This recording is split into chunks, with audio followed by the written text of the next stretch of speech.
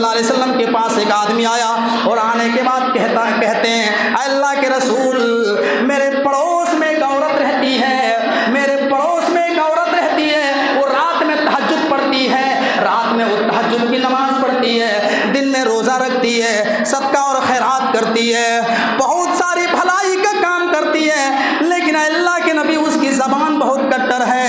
वो अपनी ज़बान से पूरे गांव वालों को तकलीफ पहुंचती है।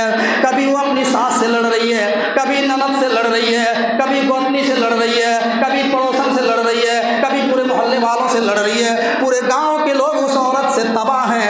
अल्लाह के नबी, ऐसी औरत के बारे में आपका क्या ख्याल है?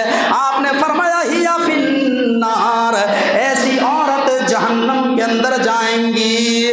फिर वो सहाबी रसूल सवाल करते हैं, अल्लाह के नबी, मेरे पड़ोस में, मेरे घर के बगल में एक औरत रहती है, वो नमाजें कम पढ़ती है और रोज़ा कम रखती है। नमाजें कम पढ़ने का मतलब क्या है? नफिल नमाजें कम पढ़ती है। सहाबा और सहाबियात के बारे में नऊज़ बिल्लाह हम गुमान भी नहीं कर सकते हैं कि फ़र्ज़ नमाजों को वो छोड़ते होंगे। नऊज़ बिल्लाह, फ़र्ज़ के अलावा जो नमाजें पढ़ी जाती है तमाम नमाज वो नफिल नमाज है, तो नफिल नमाजें कम पढ़ती है और रोज़ा कम रखती है।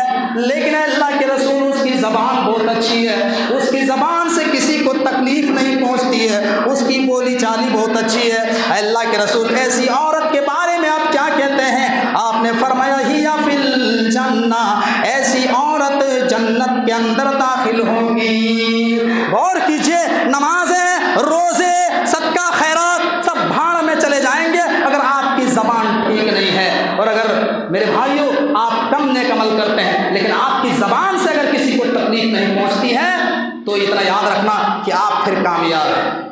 आज अपने समाज का हाल देखिए, अपनी सोसाइटी के, अपने मुआशरे के अंदर औरतों का हाल देखिए।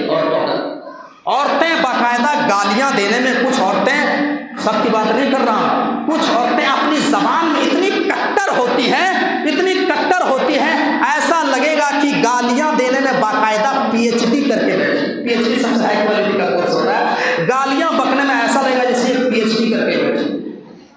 एक औरत अपनी 7-8 साल की बेटी को कह रही है, अगे रंडिया, उन्हें कहाँ जाए, इन्हें हक उन्हें छमकल जाए।